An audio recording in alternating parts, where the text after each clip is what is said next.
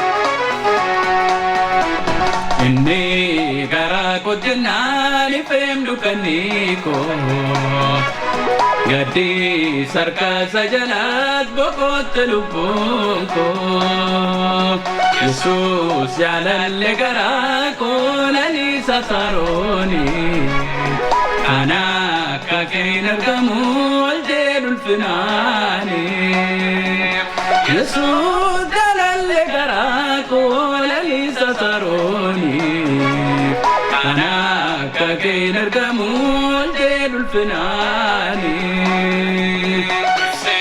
Maljetani liftani gati garumasa Gara kesan numne mo arki wa kumasa Anam jaljetuna doa garumangufta ko Arsa godeni isab galata ko Anam jaljetuna doa garumangufta ko Asa godeni isab galata ko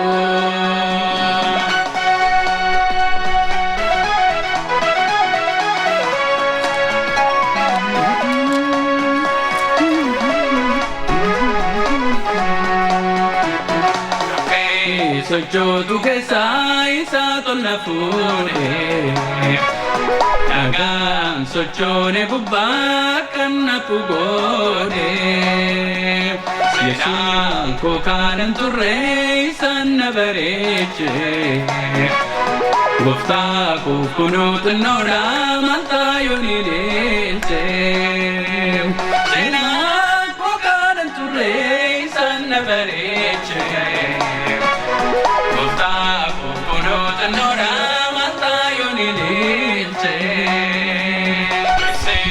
Maljetani liftani gati garumasa Gara kesan numne mo arki wa kumasa Ayan jaljetuna doa garumangufta ko Arsa godeni isab galata ko Anan jaljetuna doa garumangufta ko Arsa godeni isab galata ko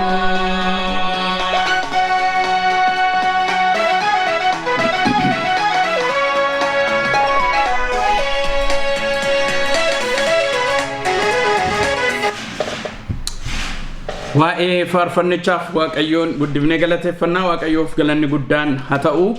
Sagalee waaqayyoo keessaa isa duraa Qorontos boqonnaa 2 lakkoofsa 9 kaaseetan dubbisa. Hamma lakkoofsa 16tti dheeraa dhaga'uufsaan akkasin dhaggeeffattan jaalala waaqayyoon isin gaafadha. Isa duraa Qorontos boqonnaa 2 lakkoofsa 9 kaasee hamma 16tti akka kana jedha. Caaffata qulqullaa'oo keessatti wanta waaqayyo warra isa jaallataniif qopheesse ijji namaa hin argine, gurri namaas hin dhageenye, yaadni namaas bira hin geenye hin jedha. Waaqayyo garuu hafuura qulqulluudhaan isa kana nutti mul'iseera. Hafuura qulqulluun waan hundumaa yaada waaqayyoo isa gadi fagooyyuu qoree biran ga'a. Waan yaada namaa keessa jiru hafuuruma namicha keessa jirutu beeka malee namni biraa beekuu hin danda'u. Akkasumas immoo hafuura waaqayyootiin malee eenyullee yaada waaqayyoo hin hubatu. Ammas nuyi kennaa isa waaqayyo biraa nuuf kenname beekuudhaaf hafuura isa waaqayyo biraa nuuf dhufe fudhanne malee hafuura biyya lafaa kanaa hin fudhanne. Kanaafis nuyi dubbii hafuuraa warra hafuuricha argataniif waan hiiknuufi isa dubbannu barsiisa hafuurichaatiin malee barsiisa ogummaa namaatiinis hin dubbannu. Namni hafuurichaa hin arganne kennaa hafuura waaqayyoo hin fudhatu. Kennaan sun isatti gowwummaadha. Kennichi gargar baasee shallaguudhaaf iyyuu hafuuricha qabaachuu waan barbaachisuufi isa hubachuu hin danda'u. Namni hafuuraa waan hundumaa shallaga, isa garuu namni tokkollee hin shallagu. Caaffata qulqullaa'aan eenyutu yaada gooftichaa beeka, eenyutus isa gorsuu danda'a jedha. Nuyi garuu yaada Kiristoos qabnaa'edha. Maqaan waaqayyoo haa eebbifamu. Akka sadheetu dubbata kutaan kun nuyi yaada Kiristoos qabnaa'edha. Nuyi nama hafuuraatidha. Dhoksaan waaqayyo biraa dhufe inni waaqayyo ilmaan namaatiif qabu karaa hafuura qulqulluudhaan nu gale. Nuyi nama hafuuraati. Hafuura biyya lafaa kanaa fudhanne miti jedheetu dubbata Phaawulos iddoo kanatti warra Qorontosiif yeroo barreessu. Sababi isaa immoo warri Qorontos namoota hafuuraati, namoota kennaan adda addaa gidduu isaanii jirudha. Garuu wal abootuun, wal ciniinuun, cubbuu ulfaataa nama gayyaasaa wajjin ejju nama akkasiifaatu isaan gidduu jira. Kanaafitu baay'ee gadi fageenyaan waa'ee dubbii hafuuraa dhoksa hafuuraadhaatti dubbata. Keessumaa boqonnaa kanarraa keessumaa Qorontos keessatti hidhatanii ilaaltan Qorontos isa tokkoffaa kana keessatti bal'inaan waa'ee isaa dubbata. Garaagarummaan sagaluu fi didee takka nama foonii ta'u, takka akkuma nama hafuuricha hin qabnee ta'u, takka immoo nama hafuuraa of godhu waan ta'eef isa kana adda baasuudhaafitu nuyi namoota hafuuraati. Yaada waaqayyo biraa nuuf jiru, akeeka waaqayyo bira nuuf jiru kan nuyi ittiin beeknu hafuurichaanidha. Kanaaf namni yaada waaqayyo beekuu barbaadu hafuuricha fudhachuutu sarra jira. Nama hafuuraa ta'utu sarra jira. Namni hafuurichi keessa sagale ta'utu irra jira. Yoo kana achi namaaf hin galuudha. Sababi isaa yaada nama keessa jiru namoo sana beeka. Yaada nama biraa keessa jiru garuu namni sun yaada isaa yoo nu ibsa malee beekuu hin dandeenyu. Kanaafitu waaqayyoon beekuudhaaf waaqayyo biraa isa dhufe hafuurri isaa keessa keenya jiraachuutu isaaf ta'a jechuusaati. Galanni waaqayyoodhaaf haa ta'u. Meegaa gara kanatti booddee nan deebi'a waa'ee kutaan amma dubbise kanatti gara gadiitti nan dhufa. Garuu nama hafuuraa jechuun maal jechuudha? Isa jedhu kana akka hundi keenya beeknu sababan barbaaduuf anuma dabalatee nama hafuuraa jechuun gabaabaatti nama hafuuraa jechuun nama yaadni isaa his thinking jechuudha. Yaadni namaa jechuudha. Dhageettiin keessa isaa yookaan immoo feelingiin namaa jechuudha. Amalli jireenya namaa yookaan immoo behavioriin namaa to'annoo fi geggeessaa hafuura waaqayyoo jala jiraatu jechuudha. Maalan jedhee yaadni namaa, miirri namaa, ilaalchi namaa, amalli namaa kamiyyuu maal jala nama jiraatudha? Geggeessaa hafuura waaqayyoo jala, dhiibbaa hafuura waaqayyoo jala, qajeelfama hafuura waaqayyoo jala nama jiraatu jechuudha. Nama hafuuraa jechuun afaan haaraan dubbachuu jechuus miti, raajii dubbachuu jechuus miti, faarfannaa beekuu, lallaba beekuu jechuus miti. Nama hafuuraa jechuun yaada waaqayyoo keessa kallattii hundumaan, yaadaan, ilaalchaan, dhageettii keessa keenyaatiin, amala keenyaanii addunyaa waaqayyoo seensi goonee keessa jiraachuu jechuudha. Yaada waaqayyoo qabu beekne keessa jiraachuu jechuudha. Yoo kanaan achi kan biraa miti jechuudha. Nama hafuuraa ta'uu jechuun maalan jedhee yaadni namaa, dhageettiin namaa, feeling isa jennu jechuudha. Amalli jireenya namaa to'annoo hafuura waaqayyoo jala jiraata jechuudha. Geggeessaa hafuura waaqayyoo jala jiraata jechuudha. Kanaan achi isa dur biyya lafaa keessatti dubbataa jiraataa gochaa turan amma dhanne waldaa keessatti afaan haaraa dubbataa yookaan moraajii dubbataa goona yoo ta'e kun nama hafuuraa miti to'annoo hafuura waaqayyo jala hin jiru jechuudha. Kanaafituu kutaa keenya keessa yeroo laaltan Phaawulosi yaada waaqayyo hafuura isaatiin beena nuyi garaa Kiristoos iyyuu qabna sababa isaa immoo maali yaadni waaqayyo akkuma jirutti hafuura isaatiin akeeka isaa nu keessa buleera isa jiraanna jedha waan ta'eef. Kanaafu waa'ee waan tokkootiif nama hafuuraa jechuun jechuudha. Waa'ee waan tokkootiif ilaalchi namni hafuuraa qabu akka isa waaqayyo itti ilaaluu danda'u jechuudha. Ilaalcha waaqayyo qabaachuu jechuudha. Wanti tokko yoo dhufe cubbuun kun maal fakkaata? Wanti gaariin kun maal fakkaata? Namni bukkee kun maal fakkaata? Haallamma kee bara keessa kee kun maal fakkaata kan jedhuuf maal qabna jechuudha. Nuyi yaada hafuurichaatiin geggeeffamna jechuudha. Ilaalcha waaqayyo irratti qabna jechuudha. Kanaaf bara kana wanti addan bahin tokko maali?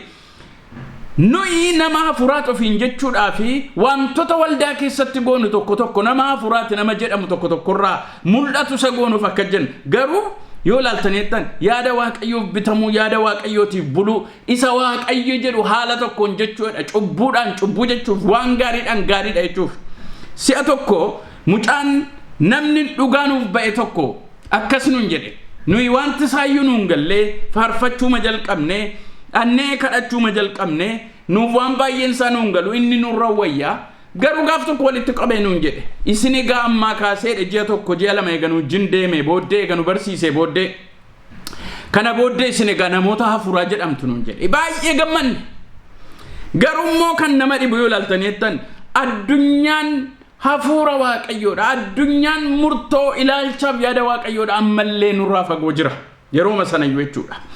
Kanaafitu isa namni nuun jedhu tun ta'in amma kan ilaaluun nuuf ta'u nama hafuuraat ofiin jechuufi dubbii waaqayyootiin ilaalcha waaqayyootiin of ilaaluu danda'utu nuuf ta'a jechuudha. Sababi isaa asumattan dubbadha hafuurri qulqulluun inni namoonni waaqayyoo ittiin geggeeffamanii macaafa qulqulluu akka barreessan godhe har'as la dhaggeeffadha yaada macaafa qulqulluu kana eegne isa keessa akka nu jiraannu godha malee kan biraan nu godhu hafuurri qulqulluun.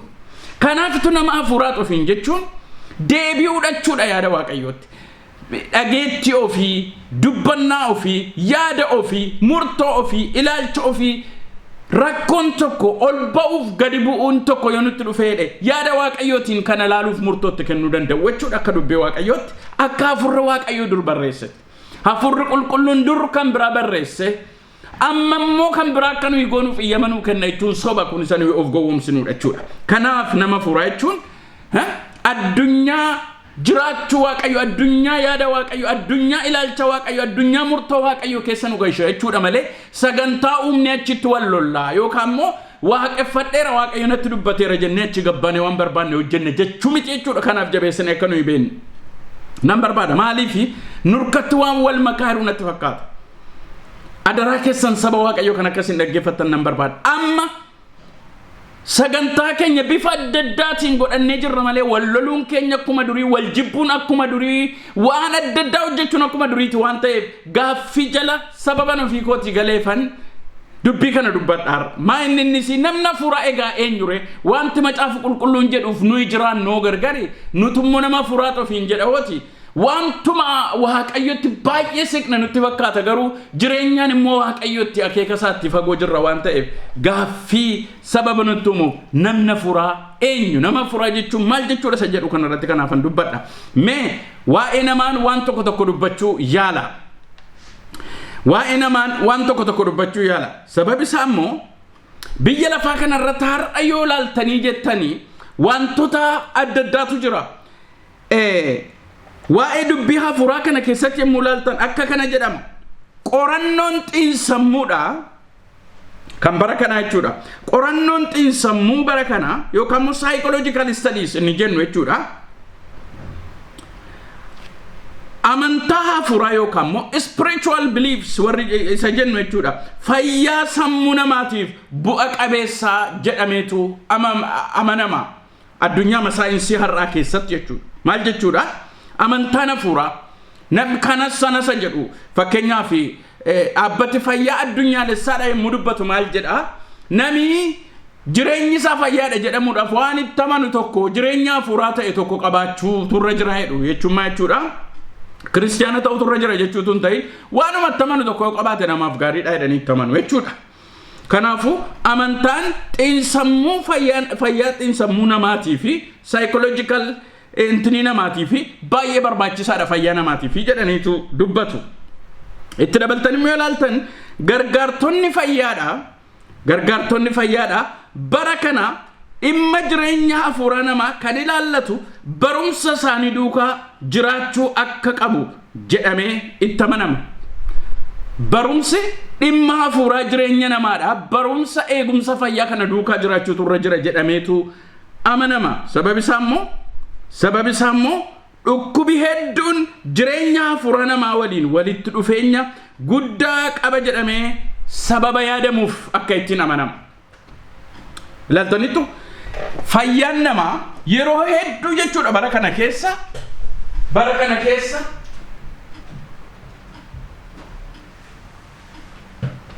jireenya amantii namaa yookaan immoo jireenya hafuura namaa wajjin wal qabataa jedhameetu amanama.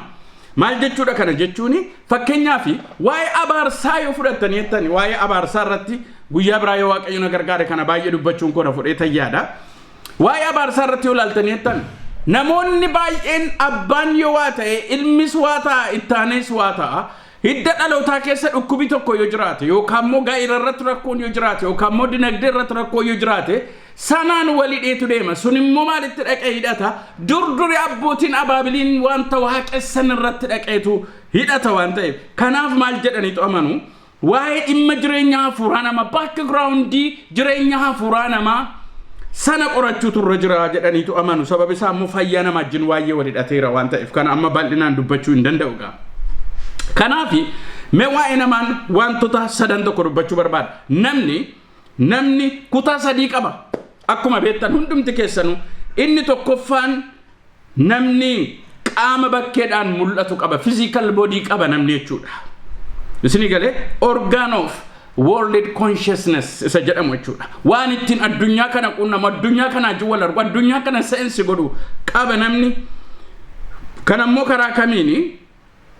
Karaa qaama mul'ataa adda addaa jechuudha. Fakkeenyaaf arguudhaan, fuunfachuudhaan, dhaga'uudhaan, qaqqabachuudhaaf, dhandhamuudhaan isaan kun inni kaan gurra, inni kaan arraba, inni kaan harka, inni kaan ija qaama keenya kana ilaallata jechuudha. Addunyaa kana kan ittiin qunnamnu isaan kana jechuudha. Kanaaf qaama akkasii qaba namni.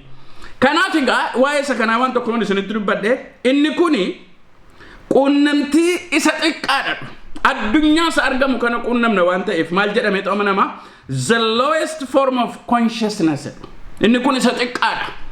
Addunyaa guddaan tokko jira. Addunyaan jireenya irraa dhufu dhiibbaa guddaan irraa dhufu tokko jira. Isa amma arginu kana duwwaadhaan jiraanna yoo jenne irra kana gara gadiitti dhaqee dubbachuun kun hafuusa kana. Kanaafuu the lowest form of consciousness jedhu. Kanaaf maal jechuudha? Sirriin addunyaa kana keessatti argina hin dhageenya hin qaqqabanna dhandhamneedha lanadhaa hin minyaa'a gurraacha adiidha hin jenna sagaleen isaa guddaadha xinnoodha akkas hin jenna. Kun addunyaa mul'aturraa qaama mul'atuun san seensi goonu jechuudha. Kanaaf inni kun immoo maal jedha? Inni kun immoo fedha hafuuraatiif bitamaga kanatti yaada akkas hin deemtan hin barbaada. Maaliif nama hafuuraa ta'uun maal jechuudha sila sidin jedheera jalqabarratti yaanni keenya ilaalchi keenya dhageettiin keenya wanti hundinuu Waaqayyoon bula. Kanaaf isaan kun sassaabamanii nama hafuuraa ta'uun kanaaf egaa achi jala akka inni galutti kanaaf maal jedha inni kun jedha fedha hafuuraatiif bitama yeroo hundaa. Fedha hafuuraa yookaan isa kan Waaqayyo yookaan isa kan seexanaatiif bitama waan ta'eef jireenyi namaa rakkinas gammachuus kan inni qabaatuuf wanta nuyi addunyaa hafuuraa nuyi keessa jiraannu irraa kan ka'edha jechuudha. Kana baay'ifnee itti yaaduutu nuuf ta'a. Itti dabalee immoo yeroo toorri kun gadhiifamu gaa fakkeenyaaf yemmuu qaamnumti keenya inni mul'atu physical body'n keenya sense orgaaniin keenya kun yemmuu inni kan hafuura Waaqayyoodhaa caalee argamu yemmuu inni barbaadu jireenyi namaa disordered ta'a. Toora kan gadhiise ta'a. Kanaaf tomma jireenya namoota baay'ee keessatti qabeenya qabu, beekumsa qabu, waan baay'ee qabu yoo laaltan jireenyi isaanii toora kan gadhiise jeeqamaadha burjaajaa olii gadi ta'edha jireenya nama baay'eedha. Kana barbaada gaa Waaqayyo maal jechuudha? maal jechuudha yemmuu inni kun tooraan hojjetu jireenya keenyaaf gabiidhaaf nagaa guddaatu jira bu'aan isa kana maalidha yeroo hafuurri keenya yeroo hafuurri waaqayyoodha hafuura keenya bite qaami keenya inni mul'atu sense orgaaniin keenya kun hafuura waaqayyootiif yemmuu buluudha saayinsii akka jedhaniitu theologians baay'een akka jedhaniitu dubbatu maal jedhu jireenyi namaa gabii nagaa guddaa fi abdii guutuudhaan je'ee qama malee akka inni jiraatu godheedha waaqayyo gaa'isa inni barbaadu tajaajila utuu nun godhin fuuldura lallabaas faarfataas maalis nama akkasiitu hin jedhamin fuula dura waaqayyo nama hafuuraan gochuu barbaada nama hafuuraa jechuun immoo isa miirri isaa fedhi isaa yaadni isaa ilaalchi isaa adeemsi isaa hafuura waaqayyootiif bitamu gochuu barbaada waaqayyo jechuudha yokun garuu hafuura waaqayyoo hin barbaadu hafuura waaqayyoo dhibbatee caalee inni fooniidha inni ta'uu barbaade jireenyi namaa akkuma addunyaa kanarra ilaallu tasgabbii kan hin qabneef boqonnaa kan hin qabne ta'a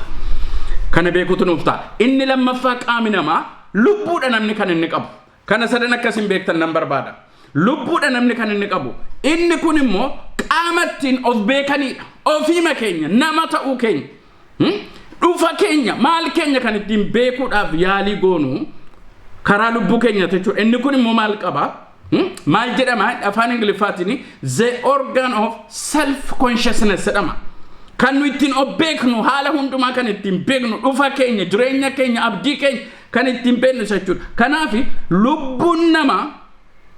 lubbuun qaama bakka amalli eenyummaa ofiif eenyummaa namaa dhageessanii individual's personality and identity jechuudha lafa inni kun keessa jiraatudha lubbuun namaa jechuudha lafanni irraa maddu lafanni itti beekamu lafanni itti hundee godhatudha jechuudha lubbuun namaa kanaaf lubbuu keessatti kan argaman maal fa'a egaa sammuun namaa fedhii fi miirri namaa achi keessatti argama egaa the faculties of soul and mind will and emotions achi keessatti argamu jechuudha isaan kun isin galee sammuun namaa fedhi namaa miirri namaa jechuudha emotionin namaa isaan lubbuu namaa keessa kan isheen jirtu jechuudha kanaaf egaa nama hafuura ta'uu ilaalladha asirratti hundaa'a waan ta'eef wanti baay'een kanaafu xiinsammuun namaa sammuu ishee lubbuu keessa jirturraa madda jechuudha saayikolojiin namaa achirraati lubbuu namaarraati kan inni madda jechuudha sammuun achi keessa jira wanta ta'eef dandeettiin beekumsa sammuu namaa karaa hubannaa sammuutiin namarraan mul'ata argitanii lubbuu keessa wanta jiru amma gaalaala lubbuu fayyisuu waaqayyo kan inni barbaaduuf lubbuun nama hafuura waaqayyootiin akka isheen quuftuuf Ermiyaas illee kana beeka fakkaata qoonni koo waaqayyoodha jette lubbuun koo kanaaf isa abdadhaadha kanaaf sammuun nama achi keessa miirri nama achi keessa jechuudha kanaaf wanti baay'ee murteessaadha jechuudha hafuurri waaqayyo lafinni itti hojjechuu barbaadu achirratti jechuudha kanaafitu lubbuun kun kan isheen ittiin information fudhattee jiraattu eessarraa jechuudha yookaan hafuura waaqayyo irraati yookaan moosuma biyya lafarraa karaa foonii galu kanaaf nama hafuura ta'uun maal jechuudha lubbuu namaa oolchuutti kan inni geessu lubbuu namaa furuutti kan inni geessu kanaaf jechuudha sammuun ilaalchi baay'een achi keessa jira wanta ta'eef jechuu kooti ijaarsi keessa lubbuu namaa beekumsii fi humni miira namaa jechuudha dhiibbaa fiduudhaaf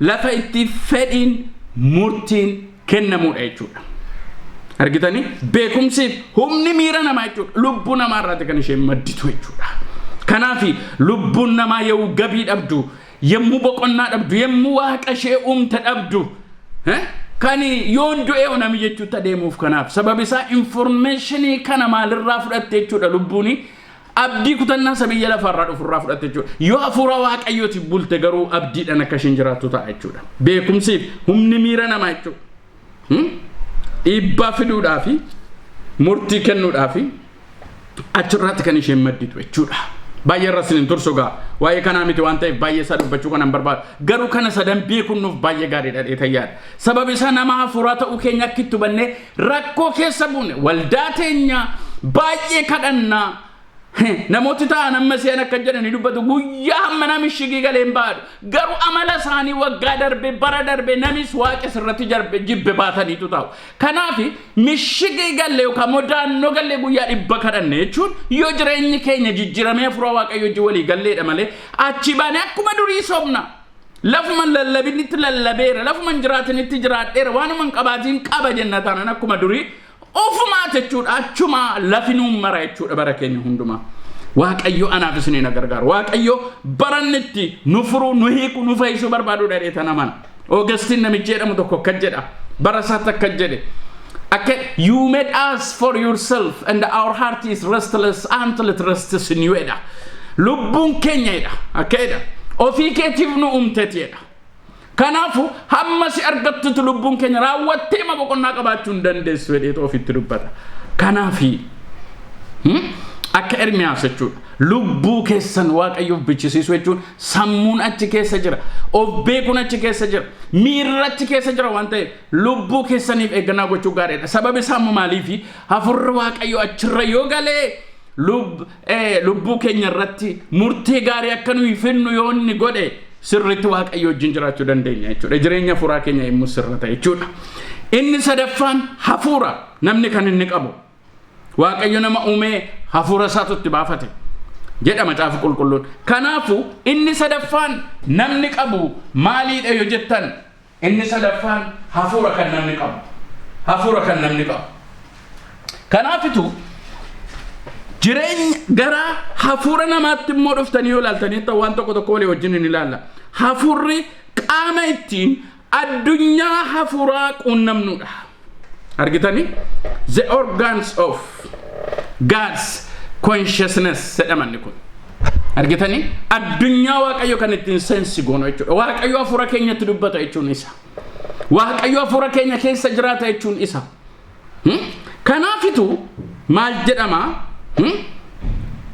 qaama ittiin addunyaa hafuuraa quunnamnudha hafuurri keenya jechuudha kana gaannan sila isinii jedhe lubbuun gidduu isaanii jirti jechuudha fooniif maal gidduu lubbuu gidduu foonii fi hafuura kana gidduu jirti jechuudha lubbuun information karaa lamaan fudhattuunitu gara bitaattis gara mirgaattis deemte jechuudha kanaaf hafuurri baay'ee murteessaadha maaliif addunyaa argamu waaqayyo sababi isaa waaqayyo hafuura kan isaaf sagadanis dhugaadhaaf hafuuratti isaaf sagaduttaa macaafa qulqulluun kan inni jedhuuf isa kanaafitu maalan isiniin jedhe addunyaa hafuuraa kan ittiin quunnamnu the organ of God's consciousness addunyaa waaqayyo jiraachuu waaqayyo jecha waaqayyo dubbii waaqayyo ulfina waaqayyo fedha waaqayyo jaalala waaqayyo achirratti dhufee gaafa galutu isatu foon keenyatti lubbuu keenyatti information kennachuudha kanaaf egaa lubbuun isa kana gidduu kan isheen jiraattuuf isiniin jechuu kooti gaa addunyaa hafuuraa kan ittiin gargar baafannu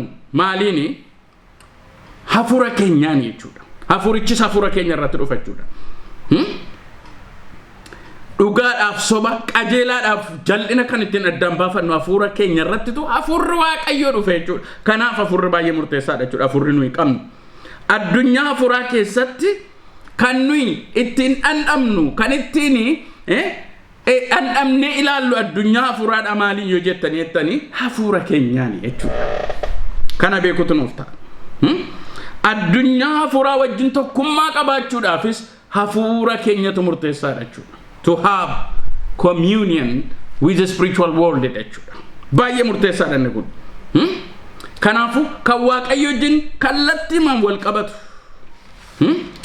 inni kun egaa maal jedhama the highest form of consciousness jenna egeessanii jireenya furagaa asitti kanaan murteessa waaqayyotti dhiyaachuun egaa kanaan murteessaadha jechuudha maal jechuudha waaqayyo hafuura saamunitti baafate hafuurri immoo nu keessa jira hafuurri kun cubbuu yeroo nuyi hojjenne waa baay'ee keessa galeera amma hafuurri kun kan inni du'aa ka'u hafuura waaqayyo kanaan jechuudha kanaafitu hafuurri waaqayyo inni Yesuus Kiristoosin warra du'an keessaa kaase isin keessa erga jiraate isa du'u namummaa keessanatti bittin jiraachisuudha kanaafitu dhoksaan kun baay'ee guddaa natti fakkaata waaqayyo nu gargaaru kanaafitu isa kana beekuu danda'utu nurra jira the highest form of consciousness kanaafu addunyaa hafuuraajji walitti dhufneetu hafuura keenyaan maal ta'an jechuudha lubbuun keenyas isarraa information fudhatti foonni keenya immoo information biyya lafaa keessaa fiduu qabaa sodaa naasuu cubbuu waan adda garaa isa kana gidduutti hafuurri keenya hafuura waaqayyo wajjin walii galee murteessa jechuudha kana gaa inni Roomeen boqonnaa 8 lakkoofsa 16 hafuurri waaqayyo hafuura keenya jiwwalii galee nu ijoollee waaqayyo akka taane dhugaa nuuf baanni waaqayyo anaaf saniin nu gargaaru kanaafuu isa caaluudha jechuudha biyyi lafa maal rakkatu jettanii kiristaanonni numti baay'een illee maal rakkatu jettanii inni caalu hafuura kana ta'e hafuurri kun hafuura waaqayyo jiwwalii galee jireenya namaa irratti dhiibbaa fiduurra foonni isanni fidus hafuura isa fakkaatus waliin makaadhaan sababa jiraatu kiristaanni baay'een rakkataadha warri waaqayyoon hin qabne immoo silayyuu rakkatuudha hin jedhu malee baay'een isaanii muddamaaf raafama gidiraa guddaa keessa jiru barsiisaa mana barumsaa teoloojii wajjin baradhu biyya kanaatti akkasnaan jedhe guyyaa tokko kutaa booddee naasofsiisee jireenya hafuuraatti mitti ilaaltaa jedhee wajjin kadhanna turre garuu yoo naasofsiise biyya kana hoo jireenya hafuuraa keessatti kan caalaa barbaachisu barsiisaa jechuun hin yaade waa'ee gara fayyinaa waa'ee gara waan biraa miti jedhee gaafannoo nami keenya dhukkubsataa dhadhe akka bakkeedhaan ilaaltu miti jedhe caccaba miidhama abdii kan hin qabne fayyisuu waaqayyo kan barbaachisu iyyuu nama keenya dhaloonni rakkina keessa jira maaliif yoo jettan addunyaan akkanaa kun hin galleef addunyaan keessa amma foon hin jiraannu kuniif addunyaan hafuuraan kan waaqayyo argamu waaqayyo jiraachuu waaqayyo dubbachuu waaqayyoodha akkatti gargar baafannu sababa dhabneef waldaan kiristaanaallee karaa baay'ee hojjetoonni waaqayyo baay'een illee hinuma jedhu malee waan isaan rakkataa jiran fakkaata bara kana keessa yoo ilaaltan jettan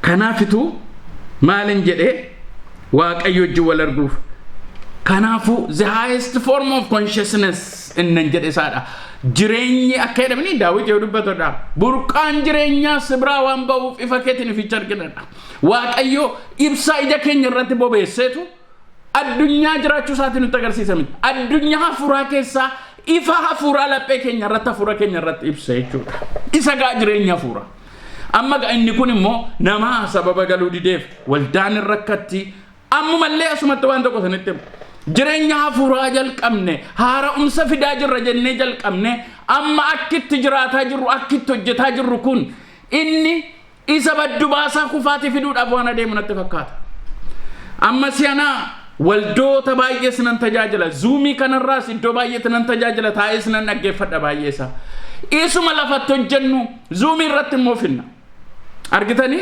kanaaf rakkina baay'eetu jira amma yoo ilaaltanii jettan saba waaqayyo dhaggeeffadha waantin jechuu barbaadu namna furaa eenyure addunyaa hafuura waaqayyo wajjin addunyaa argama waaqayyo wajjin hafuurri waaqayyo hafuura keenya irratti dhiibbaa fide lubbuu keenyaaf murtoo lubbuu keenyaaf beekumsaan kennu yoo ta'e lafa sammuuniif miirri namaa jiru sana keessatti beekumsa information sirriin kennu yoo ta'e himmo'atu yoo ta'e isa sense organic keenyaan galu ija keenyaan dubbannaa keenyaan dhageettii keenyaan dhandhamuu keenyaan qaqqabachuu keenyaan isa galu kan hin caalu yoo ta'e addunyaan hafuura waaqayyoodha akkuma nama waaqayyoon hin qabne akka kiristiyaanan taane tokkotti jiraachuun keenya kanaaf salphaa ta'a jechuudha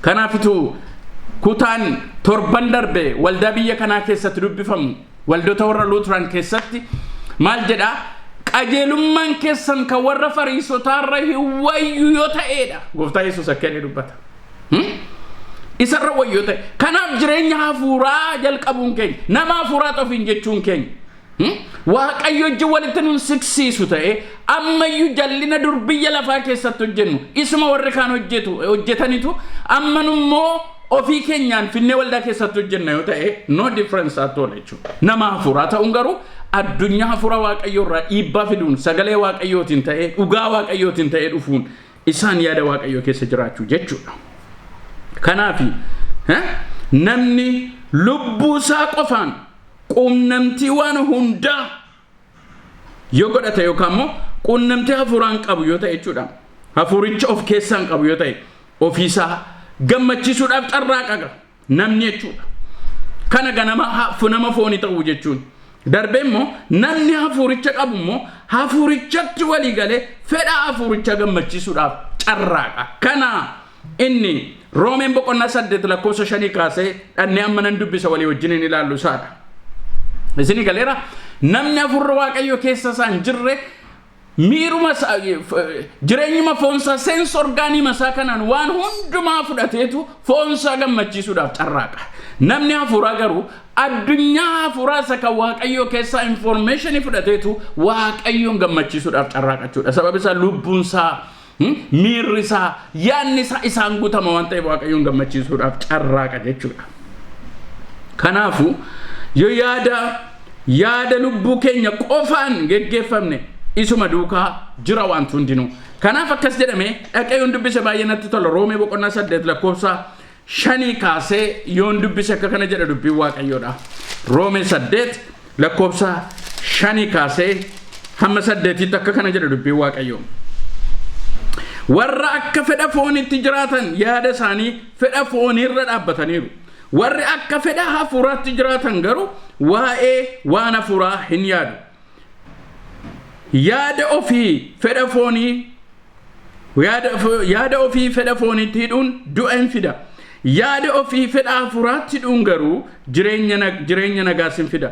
Akka fedha fooniitti yaaduun du'a. Diina waaqayyo nama godha. Yaadni akkasii seera waaqayyooti jin walii hin galu. Isaaf abboomamuus hin danda'u. Warri akka fedha fooniitti jiraatan waaqayyoon garaa ciibsuu hin danda'anidha. Akkas jedhetu dubbata hamma 8tti hidhatanii ilaaltaniittan. Garaagarummaatu jira jechuudha. Informationii addunyaa marraa fudhannu karaadhuma sense orgaanii keenya jechuudha. Karaa maqaama miira keenya adda addaa jechuudha. Isaan fudhannee maal taana jechuudha. Isuma duwwaadhaan jiran. Beekumsi achirraa nu dhufa, informationii achirraa nu dhufa, jireenya achirraa nu dhufa waan ta'eef isumaan kan nuyi jiraannu jechuudha. Argitanii? Yoommoo garuu gara gaditti mudhatanii ilaaltaniittan akkasidha. Yoo fedha hafuuraa duukaa buune wanti hundinuu isa faana jiraata gaa. Kana iddoo lamaan tokkoon isinii dubbisa. Iddoo nama dubbisa lakkoofsa 9 kaasee immoo akka kana jedha. Hafuurri waaqayyoo yoo dhuguma isin keessa jiraate isin akka fedha hafuuraatti malee akka fedha fooniitti hin jiraattan. Namni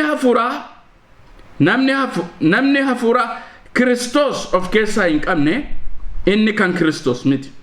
Kiristoos isin keessa erga jiraate dhagni keessan sababii cubbuutiif du'aa yoo ta'e iyyuu sababii qajeelummaa argattaniif garuu hafuurichi jireenya isiniif ta'edha. Amma gaa jireenya foonii maal fakkaata?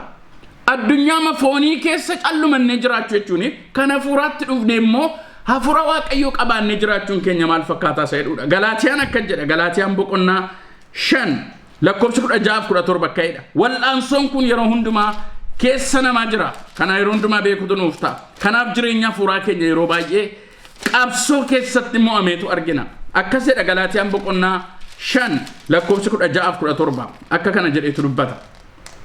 Boqonnaa 5 ani garuu hafuuraan geggeeffamaa jiraadhaa malee fedha foonii hin raawwatinaa nan jedha. Fedhi fooniis immoo hafuuraan hin morma, hafuurris immoo fooniin hin morma. Isin waanuma jaallattan akka hin gooneef isaan kun lamaan waliin hin mormu. Hafuurichaan yoo geggeeffamtan garuu isin seericha jala hin jirtanidha.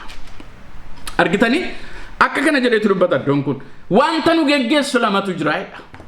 Tokko hafuura waaqayyootidha. Lammaffaa immoo foonuma keenya isa informationii karaa shananii nu argatu jechuudha. Arginees, dhageenyees, qaqqabnee ilaallees karaa sana hundumaa isa argatu duwwaadhaan isa jiraatu jechuudha. Amma gaa nuyi nama hafuurri waaqayyoos nu keessa jiraata. Qaama ittiin addunyaa kana seensi goonus qabna. Isa kana lama gidduutti gaa lubbuun keenya baay'ee rakkatti. Maaliif isa kamiin fudhattaa nuun jetti jechuudha. Nuyi immoo akka nama sammuu qabu, akka nama yaada qabu, akka jireenya barbaadu tokkotti jireenya hafuuraan deeggaree murteessuu dandeenya jechuudha. Yookaan immoo lakki yeroon komaa darbaa isuma foonii isuma natti fide isuma natti bareede kana keessattan lafa dheeduu jennee yoo jenneennes murtoon kan keenya jechuudha. Isaan kun lamaan waliin mormushi waanuma jaallattan gochuu kan dandeenyetti dubbii waaqayyoo iddoo kana. Kanaafitu saba waaqayyoo nama hafuura gaafa taanu fedha keenya du'a jechuu miti. Fedha keenya garuu yaada waaqayyooti bichisiisuudhaaf tole jenna jechuudha. Kana gaa kan namaan galle namni yeroo hundaa kan inni rakkatu. Maanatti fide waaqayyoo enna. Maa fidee na dura kaa'e waaqayyo maanatti agarsiise kana. Maaliif achitti dhageessanii nan dhowween akkas miti. Ilaa dhaggeeffadhaa. Uumamuma keenyatu nuyi itti gaafatamaa jin uumamne. Uumama biraa uumee ta'ittiin jedhee yoo taasise waaqayyo nama immoo hafuura isaatti baafate isa fakkaata namni yaaduudhaan waa murteessuu danda'uudhaan waan ta'eef itti gaafatamaa jin uumame namni. argitanii itti gaafatama guddaa wajjin uumame namni jechuudha. Kanaafitu saba waaqayyoo kutaa har'aatti isin fideetanii kutaan sila dubbise jalqabarratti isin fideetan maal jedha kutaan kun waa tokko eegan dubbadhee booddee kanarraa asirrattan dhaaba. Iddoon sun akka jedhaga kutaan inni dura Qorontos 2:9 kaasee nan dubbise wanta waaqayyo qopheesse jiraedha. Nama hafuuraa ta'uudhaan ulfina dhaallu eebba dhaallu jireenya dhaallu mo'icha argannu tokkotu jira jechuudha nama hafuuraa ta'uudhaan. Calluma deemiti nama hafuuraa ta'uun calladhanii kadhatanii waldaa keessatti faarfatanii maal jedhanii jooraa baajjajaa kan qabne ta'anii darbu miti. Abdiin jiraatanii abdiin duu nama hafuuraa yeroo ta'an. Yaa dhaggeeffadhaa abdiin jiraatanii namaafu abdii ta'aniitu abdiidhaan duu maqaan waaqayyoo eebbifamu. Kanaaf akka jedhu warri dubbiin hafuuraa galee anaaf jireenyi Kiristoosiidha duun immoo bu'aa kooti. Argitanii akkasii maal jechuudha kana jechuun galee raaffachuudha dhoksan hafuura abdii tamii kan qabu warra amantoota warra duriitiin akka jedha. Ibroota boqonnaa 11 lakkoofsa 13 qabxii ladhan yoo laaltan jarreen kun isa abdachiifame hin fudhatin du'an yoo ta'an iyyuudha amantii isaaniituun dhuunsin du'anidha. Biyya lafaasa keessaa ba'an kanatti itti deebi'u utuu fedha qabu ta'aniiru ta'e itti deebi'uudhaaf fuchan argatu carraa qabu wanti isaan dhowwu hin jiru jechuudha. Garuu isaan biyya isa kanarraa hawwaaniin yaadu turan innis isa waaqarraati. Kanaaf waaqayyoon achitti mandara magaalaa sitiidha afaan Ingiliffaatiin. Inni achitti isaaniif qopheesse waaqayyo isaanii jedhamee waamamuuf isaanitti yellaa'edha. Abdii keenya nuu gale jechuudha. Namni baay'een hin faarfata garuu waan abdatu hin beeku. Hin lallaba waan abdatu hin beeku. Argitanii maqaa gurguddaa baay'ee qaba waldaa keessa garuu waan abdachiifame waan abdatu hin beeku. Kanarraa kan ka'e nuyi garweedha. Dhoksaasa kan waaqayyoo isa kana hafuuraa sana beekuudhaaf hafuura waaqayyoodhaaf fudhanneedha. Kanaaf namna hafuura waan hundumaa shallaga isa garuu eenyuyyuu hin shallagu hin galaaf dhoksaansa. Istirateejiin seexanaa hin galaaf jechuudha. Abdiin waaqayyo kenneef hin galaaf jechuudha. Wanti tokko baraaf yeroo haala duukaa immoo ka'u namna hafuuraa hin galaaf hin hubatan qalbeeffata jechuudha. Akkanaaf akkaidha hafuura qulqulluutu nutti mul'iseedha Phaawulos tokko kun. Waan hundumaa yaada waaqayyo isa gadi fagooyyuu bira ga'eetu mul'isa hafuurri waaqayyoodha. Dhageessanii isiniin ergaadha Yesuus. Sababi isaa Yesuus isaan wajjin deema isaan barsiisa waan hojjechuu dhufe xumureera. Inni isaanitti galee isaan keessa jiraatu gara hafuura waan ta'eef yoo naqe wayyaa yoo naqe malee inni isin jabeessu hafuurri sun hin dhufu. Ana abbaa bira gaafa naqummoo isa isiniifan erga'e. Wayya tureedha. Kanaaf har'a jireenya hafuuraa dhoksaa waaqayyoo hubachuudhaaf barri haalli mijataadhaa amma garuu namni hin barbaadu. Waan murtaa'e keessa duwwaa waan ofii jedhe duwwaa waan ofii murteesse duwwaa keessa jiraachuu barbaada namni waan ta'eef addunyaan hafuuraa inni kan waaqayyoo bal'aan guddaan dhoksaa guddaatiin guutu sun dhala namaatiif hin galu. Kanaafituu achuma deddeebi'u achuma lafa dhiitu nutti ta'e achuma argitanii gidduutti na ajjeesuudhaaf jedhaa itti jedhanii dubartiin tokko abbaa manaatu galee ka'ee na beektamoo nan beektu hirreebe jennaan gooftaa koo si beeka itteen isa biyya keenyaati malee biyya kanatti hin hojjetu qabu si beeka gooftaa koo si beeka maal itti bittan si wallaalannaa tattamutti na beektaa anaan namni gurguddaa baay'een iyyuu nan beeku tattamutti na beektannaan sin beeku itti iyyite mammu reebichatti ra waan ta'eef jennaan dhumarratti akka itti walii wallaalchisee na ajjeesuudhaaf jedhaa itti. Maal isiniin jechuufan jedhe dur yeroo biyya lafaa keessa turres akkuma sana jibbina akkuma sana jal'anna lallabarra teenyee maal jenne ammas faarfata akkuma sana jal'anna kanaaf seexanni walii wallaalchisee nu ajjeesuudhaaf jedha jechuudhaafan jedhe sirrachuu qabna jedhee yaada anis isinis hundumti keenya kanarraa kanaaf waggaa 20 booddee deebinee yoo of ilaalle jireenya fuuraa keenyaa kanarraa wayyu yoo lubbuudhaan jiraan. Jireenya hafuuraa nama baay'ee waggaa 10 booddee kanarra wayyu sababi isaa we must come back deebi'uutu nuuf ta'a yaada waaqayyootu dubbii waaqayyoo maayidha jireenya hafuuraa maali dhoksan isaa seedhu anis isinis deebi'uutu nuuf ta'a. Kanaaf Phaawulos akka kana jedha yaada waaqayyoo isa gadi fagooyyuu bira ga'a nummoonni caafame nuuf hin galu argitanii dubbii hafuuraa hiikna dubbii hafuuraatiin waliin qabneedha barsiisaa hafuurichaa qabneedha ogummaa namaatiin mitiidha. Isa namni irra gomma seenaa miti mul'atii haala laalamee asumatti hawaasanitti namoota shaakala akkasii jalqabantu jiru jedhan amma tajaajiltoota nuyi dur beennu keessa information bilbilaa walii kennanii dhaqanii waldaatti dubbatanii birri waldaadhaa nu sassaaba jedhanii walitti himu jedhan nama takka jedhinatti medeen gadda kananu man dubbada wan barbaadan jedha nama furati eyya faanara nan kadadha gaafa waaqayyo naa kenna raajis nan dubbadha natta garsiifnan kana den dubbadha garu jallina waliin galunuuf hin ta'u maal jedhani wal ijaaraayiru nus birriitti sassaabna jedhani namoota kaantu jiru badiisa keessan ta'a kanan godhina baddu baasa keessan ta'a waaqayyo gidiraa baay'ee sana keessaa nu fuudhee ka'ee harka qabee lafa nami hin ba'u jedhee yaannee nu baasee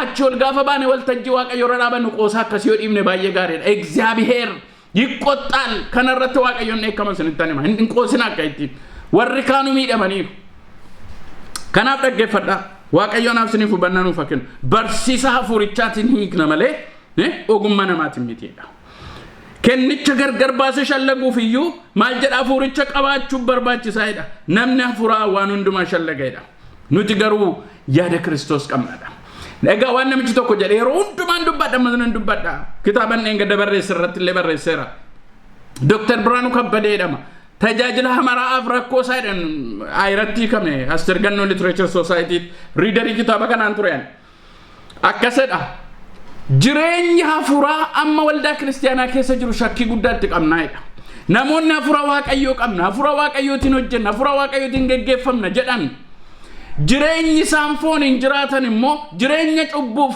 jireenya nama hafuura waaqayyoo keessa hin jirre waan ta'eef hafuurri amma waldaa kiristaanaa keessa jiru yoo hafuura waaqayyooti jennee fudhachuudhaaf nu rakkisaa jedheetu dubbata namni kun nu danqa baay'ee amantaarraa dhabnaayedha waaqayyoon asii na gargaaru amantaarraa dhabna wanta kanarraayedha isini galeera amantaarraa dhabna maaliifi hin fakkaatu isa hafuurri waaqayyoo jedhu hin fakkaatu jireenyi isaanii amalli isaanii dubbannaan isaanii deddeebiin isaanii gaa'illi isaanii haasaan isaanii wanta isaan godhan hundinuu hin fakkaatu kanaaf hafuura waaqayyooti jechuudhaaf nu rakkisa jedha namichi kun kanaafi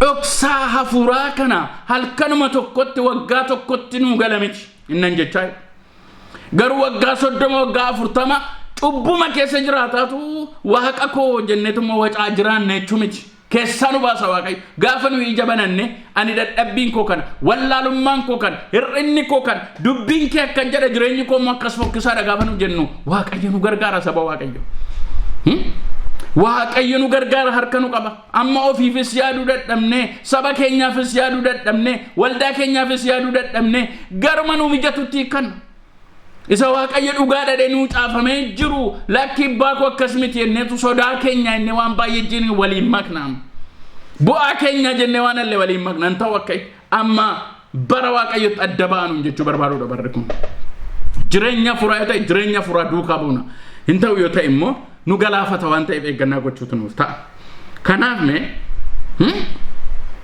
kiristaanota yookaan immoo biyya lafaa kanarratti yoo ilaaltan namoota bifa shanii kan jiran namuma hafuura dabalate namoota bifa shaniitu jira arfan isaanii kan isin bakka ofii kootii ilaalutti namoota hafuura namoota fakkaatan keessa jiru inni dhumaa garuu silumayyuu biyyuma lafaa keessa hafuurichi ittuun buune waan ta'eef rakkoon qabu inni kun inni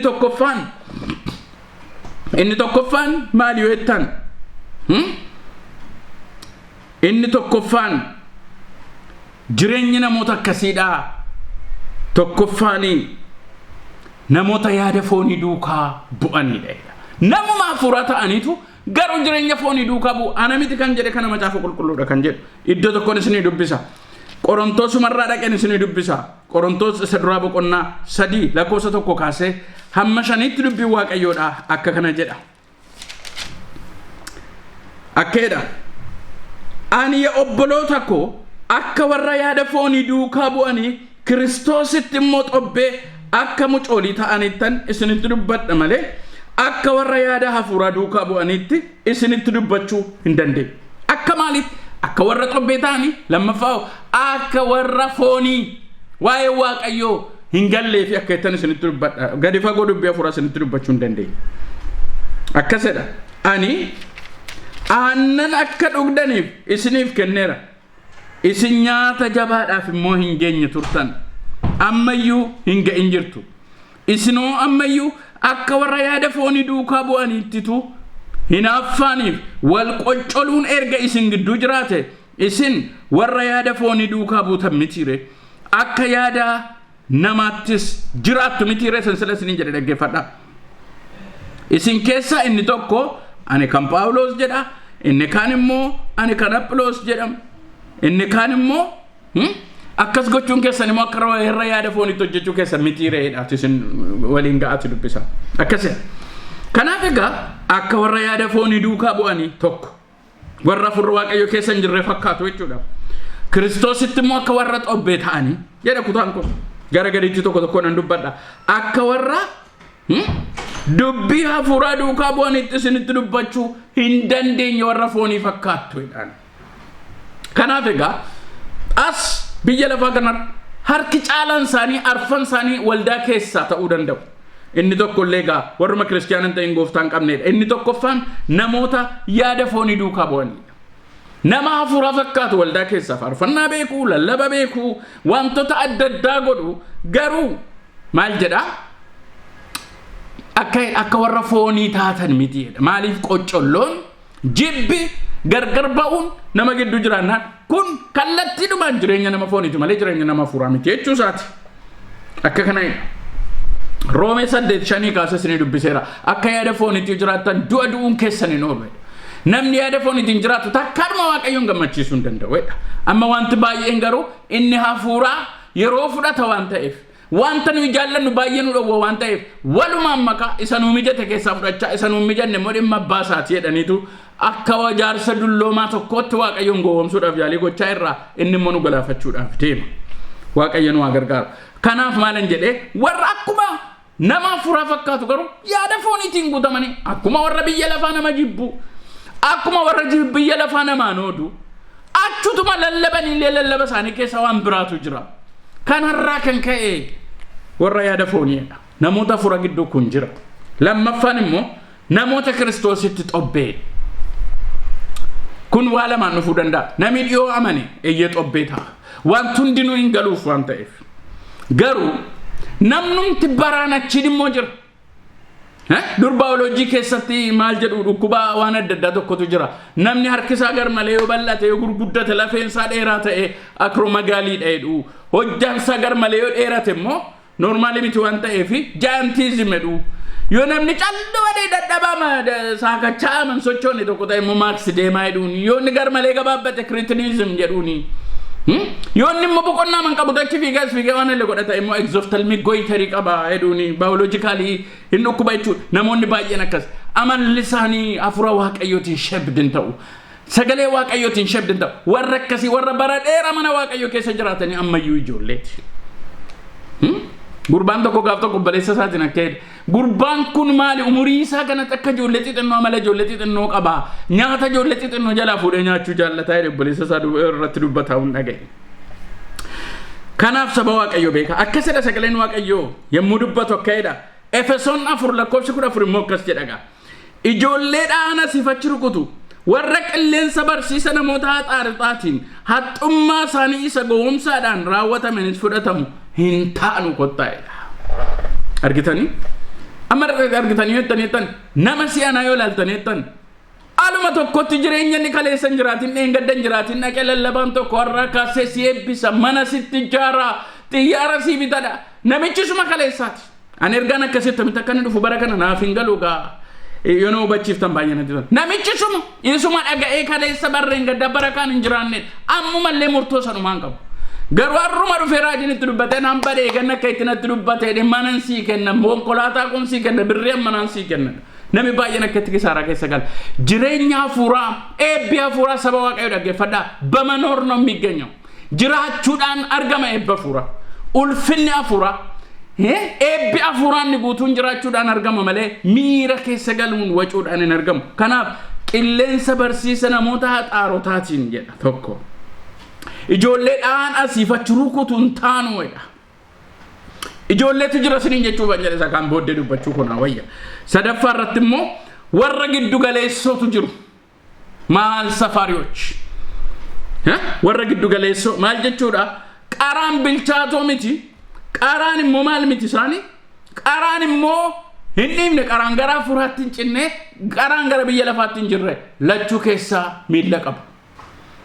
Achiis keessumsiiftota namicha tokkoon gaaf tokko keessa lafa sirbaa dhaqee isaa keessumsiisu argan torbe mo gaafa waldaa dhaqanii lafa waldaati immoo isatu keessumsiisa namichi kun jedhani wal keessoodhaatiin jedhan namoonni itti kolfuun dhagaye saba waaqayyo dhaggeeffadha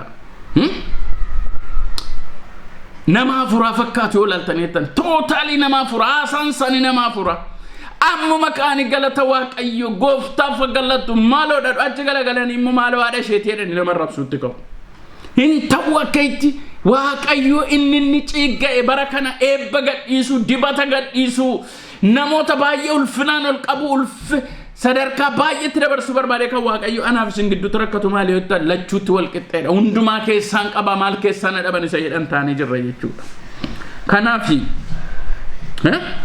atiidhaam waldaa tokkoon akkas jedheen mul'ata boqonnaa 3 lakkoofsa 14 kaaftanii dhaqxanii yoo ilaaltan waldaa tokkoon akka'edha waldaa akkasiifaa jira beektu waldaa waaqayyo akka itti komatu faatu jira meenan dubbisa mul'ata Yohaannis boqonnaa 3 lakkoofsa 14 kaasee akka kana jedha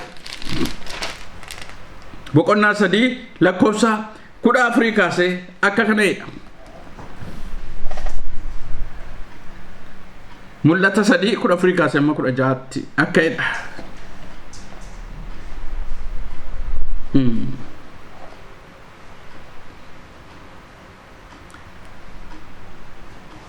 akka sedhetu dubbata iddoo sana dhaqxanii ilaaltaneettan akka kana jedha atiidha bulluqaa yookiis immoo diilallaa mitiidhaan kanaafuu bu'aa taateedha maal gochuufan jedhare sin liqimsan jedhuun afaan koo keessaa si tufuufan jiraayedha afaan koo keessaa si tufuufaadhan jiraayedha maal isiniin jechuu kooti gara lachanuu dhaabannee waaqayyoof eebba ta'uu hin dandeenyu garanas immoo dhaabannee isa sanas gaashaan hojjechuu hin dandeenyu gar lachuu dhaabannee ta'uu hin dandeenyu kanaafitu saba waaqayyoo dhaggeeffadha bulluqaa yookiis diidallaa miti namoonni akkasii lachuutti wal qixxeedhum achi dhannaanis sin ho'isu as dhufnaanis sin ho'isu namicha tokkoon akka jedha durre akka jedheetutti dubbata mashakkan irraa godheedha ela amma akkas godhatu mini jedhetu sirbee agarsiisa waldaa yoo dhaqu immoo ammuma ka'e nama furasa qulqulluu keessan deebine tokko ta'a akka ittiin saba waaqayyoodha baay'ee rakkisaadha inni lammaffaa malan isiniin jedhe warra giddu galeessoo jira arfaffaan immoo warra dhugaa utuu ilaalanii jal'isan bu'aa argachuudhaaf jecha ulfina mataa isaaniitiif jecha warra dhugaa fuudhanii jal'isantu jiru bu'aa argachuudhaaf jar tokkoon akka jedha Phaawulos nama waaqayyo ta'uun waan ittiin bu'aa argatan namoota isaanitti fakkaatutu jiruudha argitanii namoota dhugaarraa kaatan warra akkasii diilallaa'ee sammuun isaaniidhaan Timootewos keessa dhaqxanii ilaaltan isa duraa Timootewos boqonnaa 6 kaasee amma 6tti dhaqxanii ilaaltan argitanii eeggannaa gochuutu nuuf ta'a jireenya keenya keessatti namoota akkasiitu jiru namoota dhugaa jal'isan jechuudha baay'ee irra sin tursuun hin barbaadu isa lammaffaa Timootewos 3 keessatti dhaqxanii ilaaltan keessumaa waa'ee namoota bara dhumaatiin akka jedhu namoonni bara dhumaa akkasi jedha dubbi guddoo ta'edha warra waan gaariin jaallannedha warra of gammachiisuu jaallatan warra haadhaaf abbaaf hin abboomamne garuu nama furaa fakkaatu warri kun warra kiristaanota warri inni ittiin jiru warra bara dhumaa yeroo hundumaa ogummaadhaan hin barsiifamu gara beekumsa dhugaa garuu hin dhufan maali beeka jal'ataniiru waan ta'eef itti dhufuu hin danda'an kanaaftu saba waaqayyo jireenya keenya keessatti waliin dha'uu beekaa dhugaa jallisuun jireenya keenya miidha malee waan tokko illee nuuf hin godhu inni shanaffaan namootuma hafuura gidduudha warri isiniin jedhu kun inni shanaffaan immoo namoota hafuuraa jira namoota dhugaatu jira namoota dhugaan galee fi waan jal'inaarraa of kutanii xobbummaa keessaas ba'anii wal makaa jireenya foonii keessaas ba'anii namoota dhugaatti waaqayyoof jiraatantu jiru innan dubbise gaaselaasa kanaadha nuyi yaada waaqayyoo isa gadi fagooyyuu beekuudhaaf hafuuricha fudhanne argitanii hafuuricha fudhanne kanaaf nama hafuura bilchaataan immoo jira kan waaqayyoo amma dabaleen irratti dhangalaasa dabaleen diba dabaleen eebbisa kun dhalootaaf ta'a namni kun nama kanan argadhani nama waaqayyo garaansa uffeetti jedhu nama akkasiifaatu immoo jira nama hafuuraa isiniin jechuu kootiga baay'ee irra sin tursuusaa naqu kun jiru warra kan biraa garuu yoo ilaaltan guutummaa biyya lafarra yoo ilaaltan warri ja'affaatti dabaluu nuyi dandeenyu immoo warra Kiristoosiin isin beekne warra furru waaqayyo sitti hin buune warra akkuma dhufetti jiraatanidha isaan akkasiif immoo nuti gaafatama qaba warra nama furaatoo hin jennu jireenyaan itti dubbanne jireenyaan gidduu jiraanne itti mul'anne waajjira hojjennu siyaasa geggeessinu waldaatti lallabnu dirree hojii waaqayyo irra nu kaa'etti Kiristoosin mul'isuu danda'ama kanaaf laa dhagaa ammallee isinitti hima namni hafuuraa sichoo dhuguma nama hafuuraatti ta'e itti gaafatama mana murtii olaanaa itti gaafatama faayinaansii addunyaatiif kan biyyaa itti gaafatama dhaqlaa ministeeriin wucci guddaa ministeeriin maaloon isaanii maaliif hin ta'u maaliif hundumaa nama biraatti laannee waldaa keessa wal lollanu waldaan kan ishee walitti buutuuf kana jireenya hafuuraa keenyatti hubannaa sababa dhabneef ija hafuuraa keenya sababa jaameef iddoo aarsaa irratti wal lolla baay'een keenya waaqayyo mana mootummaatti iddoo adda addaatti utuu nu barbaadu isa kana maaliif akka naqeen beeku kanaaf soba waaqayyo dhaggeeffadha jireenya keenya keessatti namoota hafuuraa ta'uu nuuf jira iddoo tokko dubbisuun barbaada isa kanaaf Efesoon 3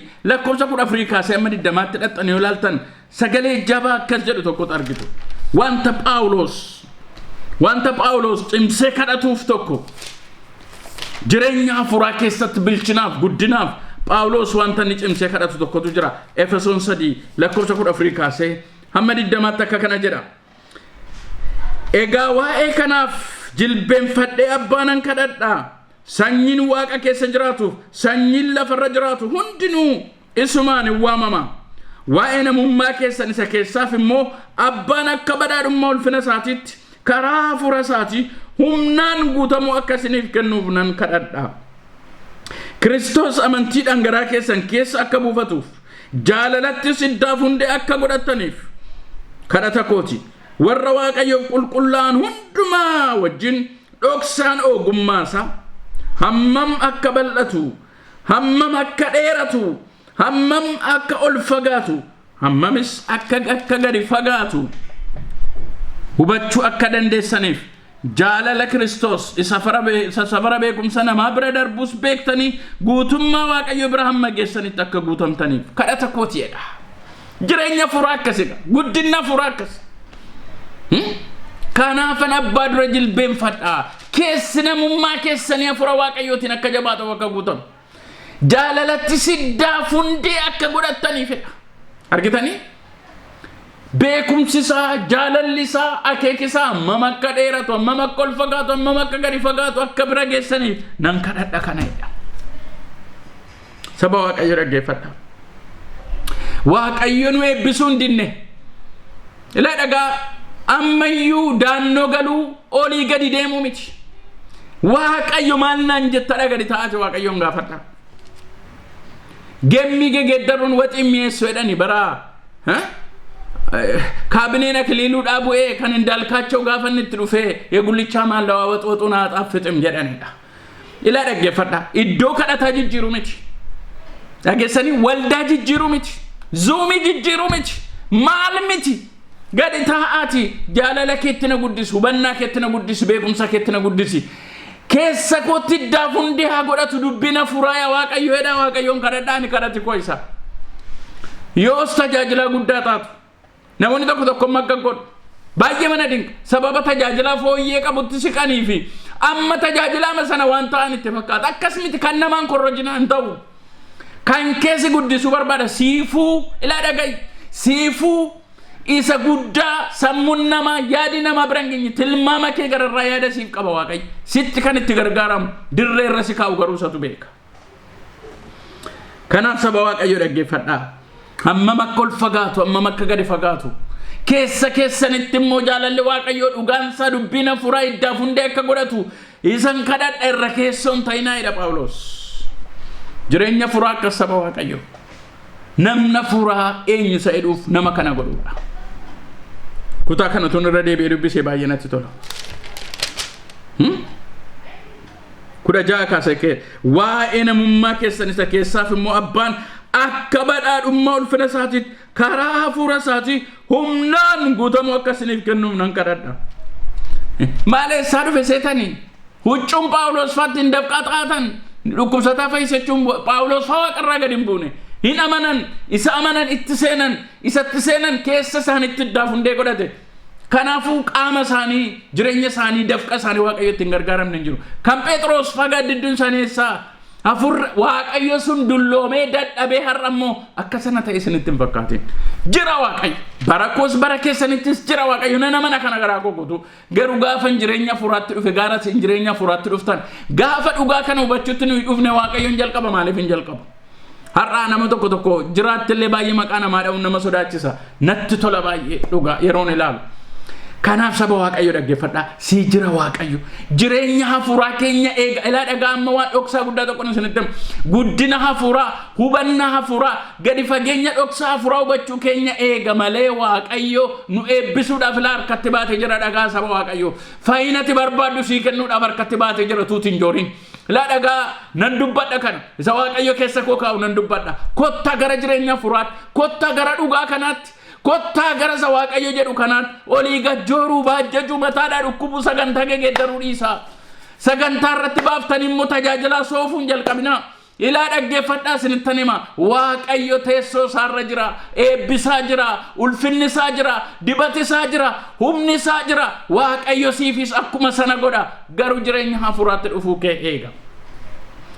Akka namoota waaqayyo akkasittiin jedhee warra bara dhumaa dhaqaatti dubbisaa Lammaffaa Xiimotewos 3:5 yeroo hundumaa hin barsiifamu gara beekumsa dhugaa garuu hin dhufan irra keessaan nama waaqayyo fakkaatu garuu humna waaqayyoodhaa ganuudha namoonni baay'een akkasar hamma bu'aa isaanii hamma ulfina isaanii hamma isaan ulfina argatan duwwaatti waaqayyo waaqessu waaqayyoof hojjetu lubbuu waaqayyo kan jibbite kana namna furaa eenyu guyyaa ittaanu viidiyoo ittaanu irratti kana nan dubbadha jaalala waaqayyo nan isin gaafadha obsa guddaadhaan akka isinitti fuuftanii dhaggeeffattan jaalala waaqayyoon isin gaafadha sababi isaa immoo nu gargaara sagaleen kun amma ba'uun nuuf ta'a waan nu haguuge jalaa waan nu liqimse jalaa wanta caccabse lafa nu kaa'e jalaa wanta tu abbaa dinqee akkasii qabnu abbaa ulfinaa akkasii qabnu kakuu bara baraa kakuun geeddaramne kakuu jabaa utuu qabnu akka waaqni waan tokko dubbate walitti dubbannee nuyi dhiifnu miti kun